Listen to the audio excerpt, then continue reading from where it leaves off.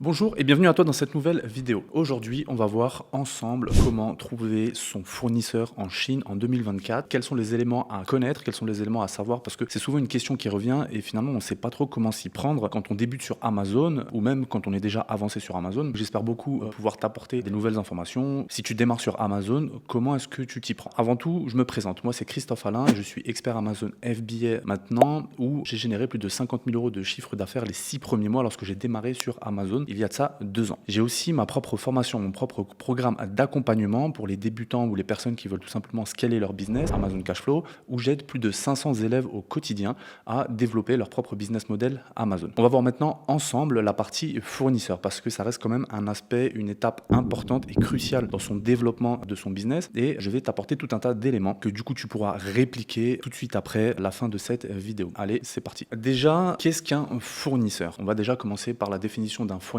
parce que c'est peut-être pas clair pour tout le monde et là je pense qu'il doit probablement y avoir peut-être des malentendus, des incompréhensions ou tout simplement pas les bonnes informations par rapport au fournisseur. C'est un partenaire qui va créer vos produits, c'est un partenaire qui va produire les produits que vous allez vendre ensuite sur Amazon. Bien, pour pouvoir les concevoir, il faut pas faire n'importe quoi. Il y a certaines étapes à respecter dans le processus et on va voir ça ensemble aujourd'hui. Du coup, un fournisseur, c'est la manufacture, l'usine qui va concevoir ton produit selon ton propre design, selon tes propres spécifications techniques et selon ton propre besoin. Une fois que tu as fait ton analyse de marché, une fois que tu as analysé ta concurrence et que tu as trouvé un produit à fort potentiel, eh bien, il faut maintenant passer à l'étape de création. Pour ça, il faut que tu fasses appel à un fournisseur. Ça va être un partenaire qui va te suivre pendant toute la durée de ton business, finalement. Et c'est une étape à ne surtout pas négliger. C'est pour ça qu'il ne faut pas faire n'importe quoi à cette étape-là. Donc, vous allez avoir une relation commerciale entre toi et ton fournisseur. Alors déjà, il faut savoir que ton fournisseur, tu le trouves pas comme ça. Ça prend quand même un peu de temps parce qu'il faudra du coup communiquer avec ce fournisseur. La communication, en général, elle va se faire en anglais. Après, pas d'inquiétude, c'est pas un anglais poussé, c'est pas un anglais avancé, il faut pas être bilingue. Ça va toujours être plus ou moins les mêmes termes qui vont revenir. Même eux, faut se dire que voilà, ils sont pas non plus des experts en anglais et donc ils vont eux aussi utiliser des mots assez simples. Donc c'est pour ça que toi aussi, il faudra que tu utilises des mots aussi simples. Il faut aller vraiment au plus clair possible, au plus simple possible pour pas qu'il y ait de malentendus. Parce qu'après tout, c'est ton produit qu'on est en train de créer, donc il faut que tu puisses être clair dans ce que tu veux. Une autre chose à savoir aussi, c'est que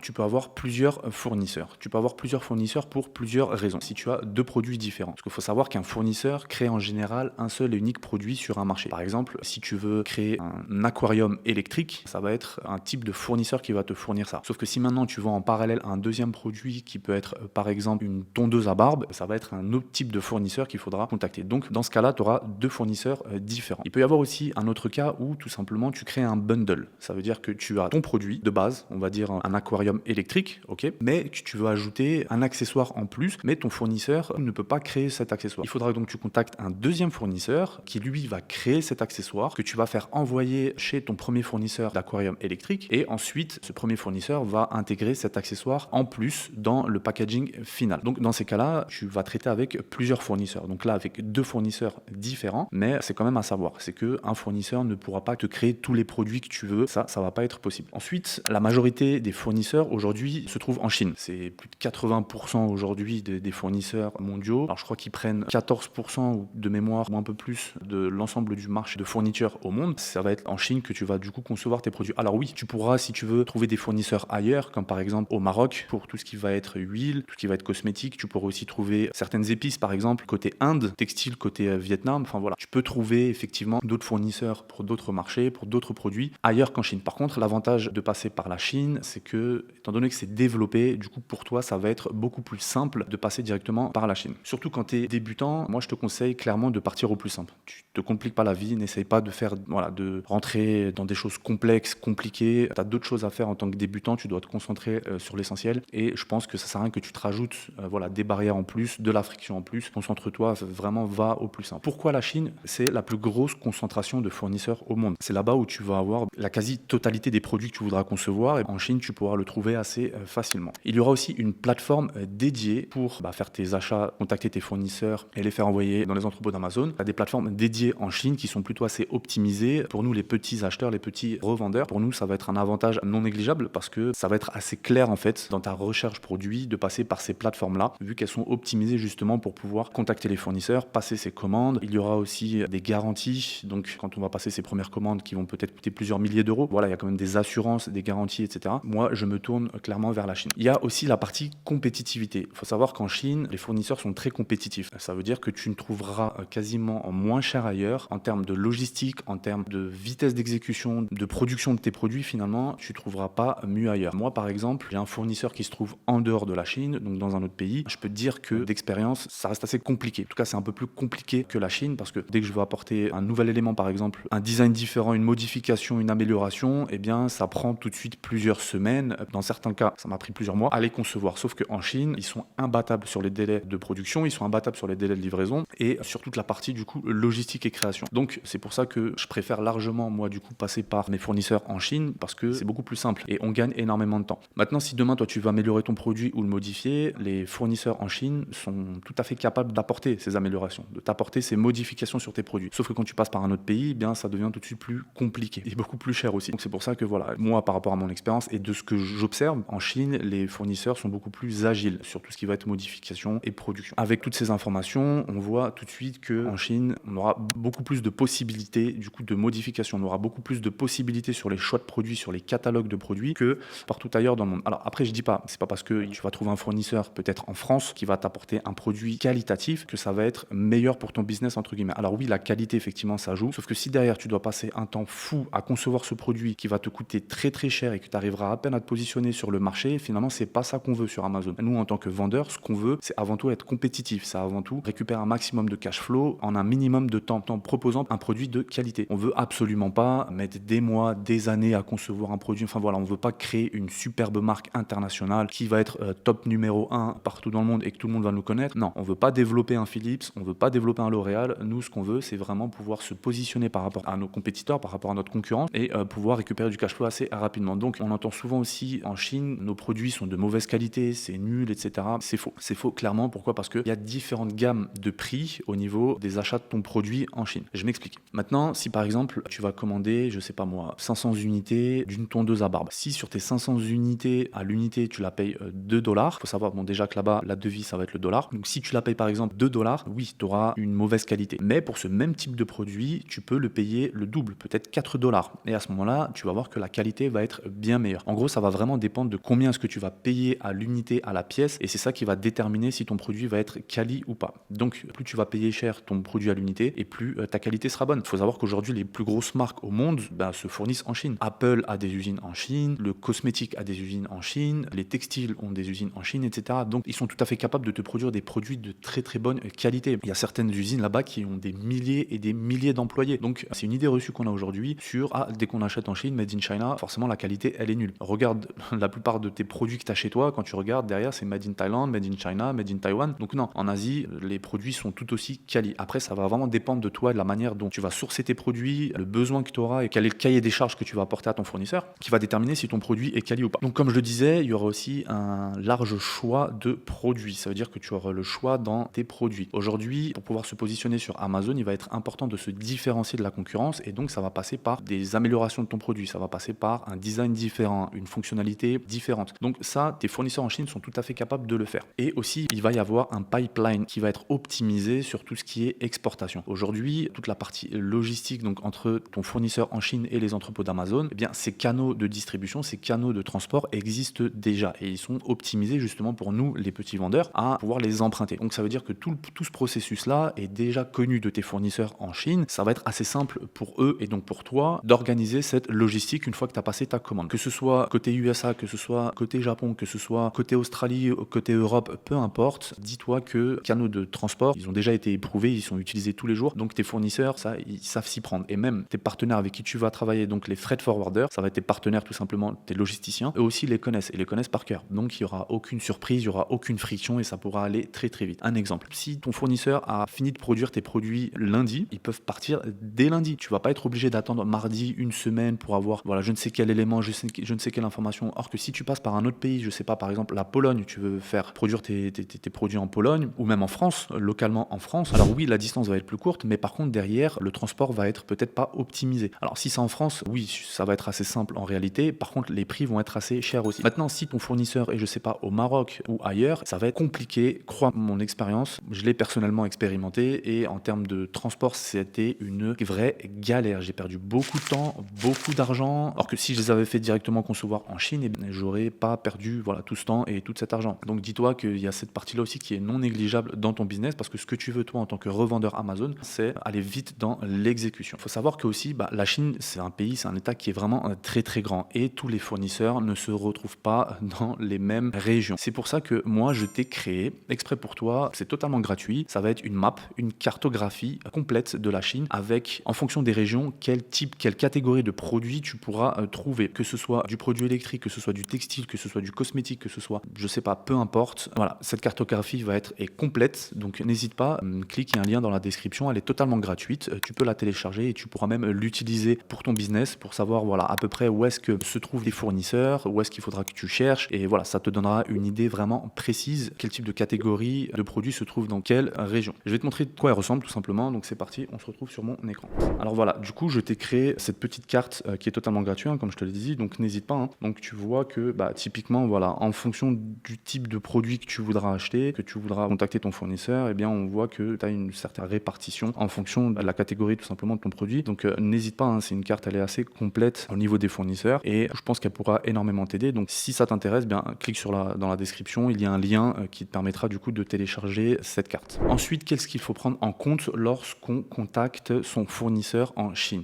Eh bien, il y aura plusieurs choses à voir. Je vais te montrer dans un instant directement sur mon ordi comment est-ce qu'on va trouver ces informations, comment est-ce qu'on va trouver ces éléments. Il y aura plusieurs choses à voir. Alors déjà, l'ancienneté de ton fournisseur, parce que faut savoir que en fonction de l'ancienneté de ton fournisseur, ça pourra te donner soit un red flag, soit une indication bonne ou mauvaise sur ton fournisseur. Admettons ton fournisseur a uniquement 1 an, ça fait 1 an qu'il est sur le marché, en tout cas sur la plateforme, tu as le moyen d'avoir cette information. Ça peut être potentiellement un red flag, parce que ça veut dire qu'il vient d'arriver sur le marché il n'y a pas très longtemps, donc probablement il n'est pas encore au point sur ses process et sur la confection de tes produits. Mais par contre, ça ne t'empêchera pas de discuter quand même avec lui, parce qu'il est peut-être arrivé sur la plateforme il y a 1 an, mais il a peut-être plus de 10 ou 15 ans d'expertise dans le milieu, donc ça te donne quand même une première indication. Il y aura ensuite le nombre d'employés. Si c'est une usine qui a moins de 10 employés, eh bien tu peux tout de suite deviner que au niveau des délais de production, ils pourront être potentiellement allongés, parce que s'il reçoit beaucoup de commandes, étant donné qu'il n'a pas beaucoup d'employés, du coup toi ça peut être une indication sur les délais de livraison. Il y aura ensuite les reviews, les feedbacks sur la plateforme. Tu as la possibilité de voir les avis clients, donc les avis de ses clients, des clients de ce fournisseur avec qui tu échanges, pour voir à peu près si il propose des produits quali ou pas en fonction des feedbacks. Il y aura aussi une sorte de trust sur la plateforme où c'est voilà un badge qui est donné par la plateforme pour justement savoir si ton fournisseur est fiable ou pas. Donc la plateforme c'est tout simplement Alibaba aujourd'hui, c'est ce qu'on utilise. Donc il en existe des autres, 1688.com, AliExpress. AliExpress c'est plus pour du détail, c'est plus pour acheter à l'unité. Par contre si tu veux acheter en gros, c'est sur Alibaba. Je vais te montrer dans un instant comment est-ce qu'elle s'utilise, comment est-ce qu'elle fonctionne. Mais voilà, donc déjà il y aura ces éléments là à savoir. Il y a aussi la partie MOQ, Minimum Order Quantity. Ça veut tout simplement dire combien est-ce que ton fournisseur, combien d'unités tu dois acheter au minimum chez ton fournisseur pour que tu puisses travailler avec lui. Ça va dépendre de pas mal de choses. Ça va dépendre par exemple du type de produit. Si c'est une tondeuse électrique, tu pourras pas par exemple acheter que 50 unités parce que pour ton fournisseur, ça va pas être rentable. Et donc en fonction de la grosseur coût de ces usines, ils vont probablement commencer leur minimum order quantity à peut-être 100, 500 ou 1000, ça va dépendre du produit. Il y a certains produits où le minimum va être de 1000 unités, 2000, 5000, certains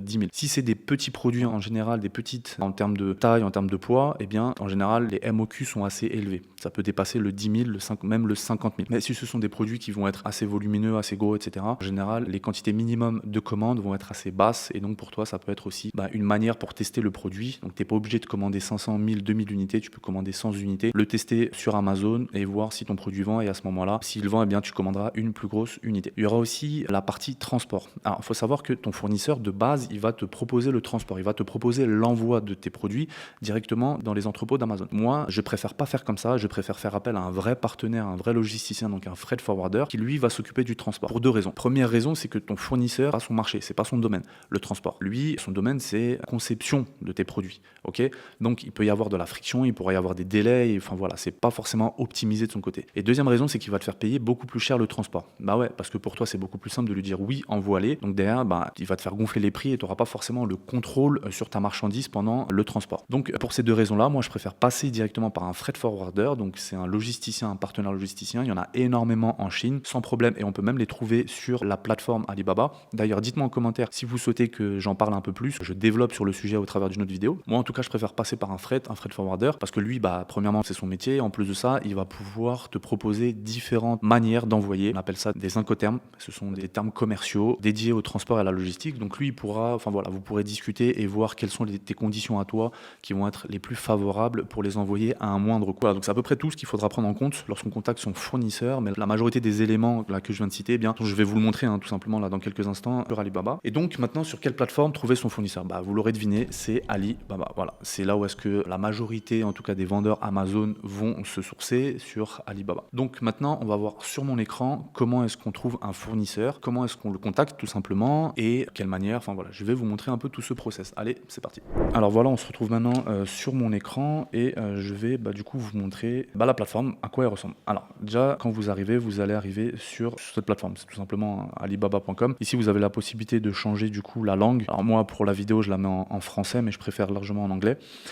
Et la devise, je la laisse en US dollars. Donc vous vous créez un compte, tout simplement, c'est bête, c'est gratuit, c'est super simple. Donc là, on est sur mon compte Christophe Alain. Et on voit ici tout de suite qu'il y a soit on cherche des produits, soit on cherche des fabricants. Nous, ce qu'on veut, c'est trouver des fournisseurs. Ok, donc on va trouver des fournisseurs ici. Et je vais prendre comme exemple accessoires téléphone. Ok, donc en fait ici on va avoir du coup toute la liste des fournisseurs. On aura tout un tas d'éléments qui vont être intéressants sur ces fournisseurs là et c'est là où justement il faudra faire un peu son premier filtre, son premier tri. Déjà il faut savoir que on contacte pas uniquement un seul fournisseur, on en contacte des dizaines, des vingtaines. J'en ai déjà contacté beaucoup plus parce qu'il faut se dire qu'il faut les mettre en compétition entre eux et il faut du coup avoir la meilleure qualité pour le prix le moins cher parce que sur Amazon où est-ce qu'on gagne de l'argent, c'est soit en négociant bien ses prix au niveau de ses fournisseurs, soit en du coup de gagner plus de cash flow et d'être plus rentable sur ces produits finalement. On va prendre celui-ci par exemple, on voit déjà qu'on a pas mal d'informations. Donc comme je vous disais tout à l'heure, voilà, il y a le petit badge verified ici qui nous indique tout simplement si le fournisseur est vérifié par Alibaba ou pas, donc ça nous apporte une garantie de confiance. On voit ici que ça fait 15 ans qu'il est en tout cas sur la plateforme. Après ça fait peut-être non, pas sur la plateforme parce que je pense pas que la plateforme en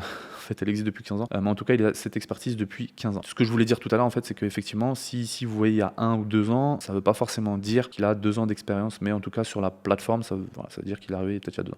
Donc on voit au niveau du personnel aussi, il a plus de 200 personnes et son usine fait plus de 20 000 mètres carrés. Donc on voit aussi au niveau des reviews, donc c'est ce que je vous disais tout à l'heure. Si vous voulez avoir plus d'informations, n'hésitez pas, vous cliquez dessus puis vous allez avoir les feedbacks du coup des anciens clients, certaines indications. Là, alors moi j'ai été assez générique dans le terme, donc accessoires téléphone, donc du coup on aura un peu tout et n'importe quoi, mais bien sûr vous pouvez cibler après derrière votre recherche. Si vous voulez uniquement des coques, vous mettez accessoires téléphone, coque iPhone, voilà, comme ça on va être beaucoup plus précis dans la recherche. Voilà, donc là du coup on n'aura que les coques et en fonction du design que vous voulez, vous choisissez votre fournisseur, mais bien sûr derrière vous allez lui envoyer votre cahier des charges entre guillemets. C'est tout simplement ce que vous voulez concrètement comme produit, comme modification. Si vous voulez qu'il ait des spécifications, on va dire des fonctionnalités assez spécifiques sur le produit, ça va être à vous à voir ça directement avec votre fournisseur. En tout cas vous pourrez vous faire déjà une première idée. On aura tout un tas d'informations directement sur cette première page. Après ici à gauche aussi il y aura plusieurs informations. Alors ici assurance, en fait c'est le trait d'assurance d'Alibaba, donc qui propose, c'est tout simplement une garantie de couverture si jamais il y a un souci. C'est-à-dire que si votre fournisseur, vous avez passé la commande et votre fournisseur dépasse les délais ou ne vous a pas envoyé les bons produits ou ne vous répond plus tout simplement,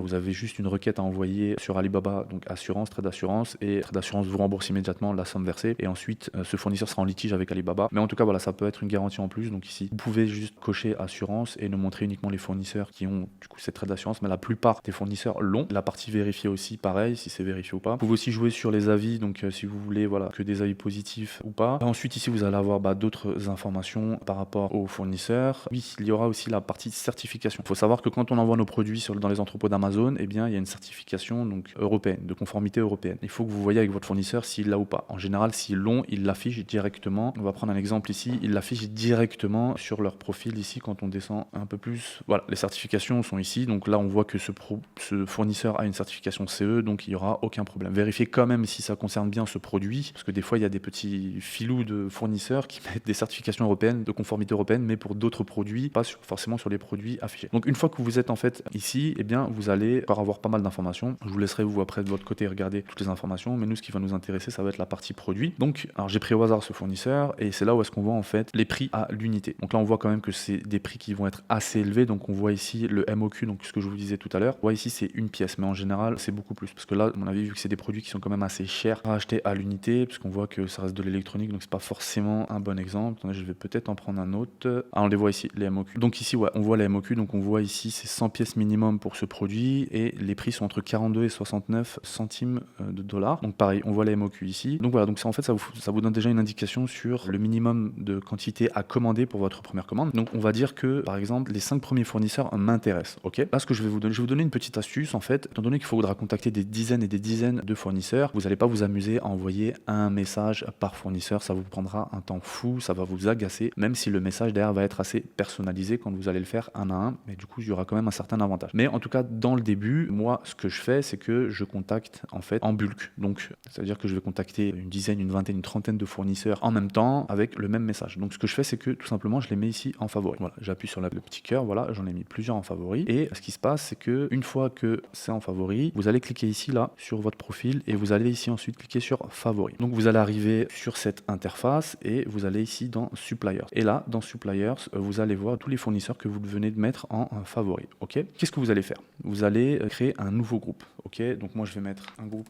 accessoires téléphone. Voilà. Hop là. Je confirme, il n'aime pas les E accents, je vois qu'il n'aime... Ok, bon c'est pas grave, je vais juste mettre, hop, iPhone. Hop là, donc là je viens de créer un nouveau groupe. Ce que je vais faire, c'est que je vais tout simplement sélectionner tous les fournisseurs, hop, que je viens de mettre ici dans favoris, et je vais les déplacer dans iPhone. Ensuite, dans le groupe iPhone, ici, ce que je vais faire, c'est que je vais encore une fois tous les sélectionner, et je vais faire Contact Supplier. Donc voilà, donc en fait ici on voit qu'ils sont tous regroupés ici, et ici je vais pouvoir du coup écrire mon message en anglais. Ça peut être un message du style Hi, my name is Christophe, I am the owner of X, voilà, peu importe, après vous allez mettre votre marque et vous allez continuer votre message. Je ne vais pas rentrer dans le message, d'ailleurs dites-moi en commentaire si vous voulez que je fasse une vidéo sur la manière de parler et de communiquer avec le fournisseur et je pourrais vous préparer ça, un truc vraiment personnalisé. Dites-moi si c'est un truc qui vous intéresse, mais là pour la vidéo, voilà, je vais pas rentrer trop dans le détail. Donc voilà, donc en fait vous allez tout simplement vous présenter et vous dire voilà, vous êtes le propriétaire de telle marque, vous aimeriez travailler avec eux, avoir certaines informations par rapport à votre produit, étant donné que vous avez fait un peu de recherche sur leurs usines, etc., et que ça vous intéresserait d'avoir un partenariat à long terme avec eux,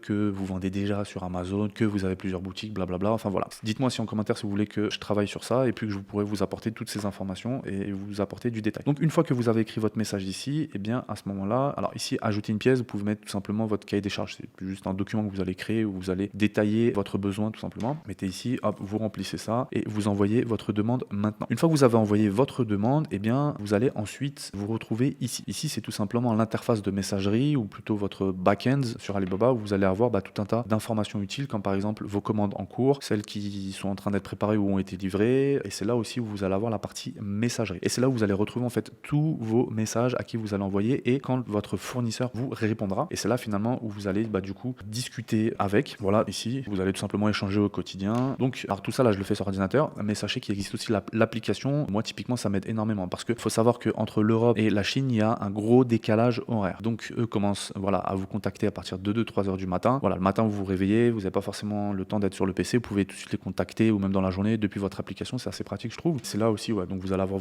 vos commandes qui sont en cours, vous allez avoir votre tableau de bord sur lequel vous allez suivre tous les jours ces informations. C'est comme ça que moi je contacte en tout cas mes fournisseurs et que je cherche les meilleurs fournisseurs pour mes produits. Donc comme je vous ai dit, il ne faut pas hésiter à en contacter une quarantaine, une cinquantaine, les mettre en compétition entre eux, c'est tout à fait normal, ils le savent. D'ailleurs, n'hésitez même pas à leur dire que voilà, vous contactez plusieurs fournisseurs en ce moment pour ce type de produit et que vous avez reçu des quotations, donc des propositions de prix d'autres fournisseurs à l'unité qui sont plus intéressantes que celles du fournisseur en face, même si c'est pas forcément vrai, mais voilà, en tout cas ça va faire monter, plutôt baisser les enchères en votre faveur. Voilà, ça va être quelques techniques du coup à mettre en place pour avoir des produits de bonne qualité, pour un minimum de... Donc, encore une fois, n'hésitez pas, mettez-moi en commentaire si c'est quelque chose qui vous intéresse et je pourrais du coup rentrer plus en profondeur sur la relation qu'on a avec nos fournisseurs. En tout cas, c'est à peu près tout pour moi dans cette vidéo, j'espère qu'elle vous a apporté énormément de valeur. Maintenant, si vous voulez en savoir plus ou vous voulez développer votre business model Amazon, bien n'hésitez pas, j'ai mon propre programme Amazon Cashflow, le lien est dans la description. Si vous voulez en savoir plus, n'hésitez pas, cliquez sur le lien en description, on se fera un plaisir de vous aider au quotidien à développer votre business Amazon de la meilleure manière avec les meilleures méthodes. En attendant, n'hésitez pas à liker la vidéo, à la commenter aussi si elle vous intéresse et à vous abonner à la chaîne et activez aussi la notification pour ne rater aucune autre prochaine vidéo. Allez, je vous dis à bientôt.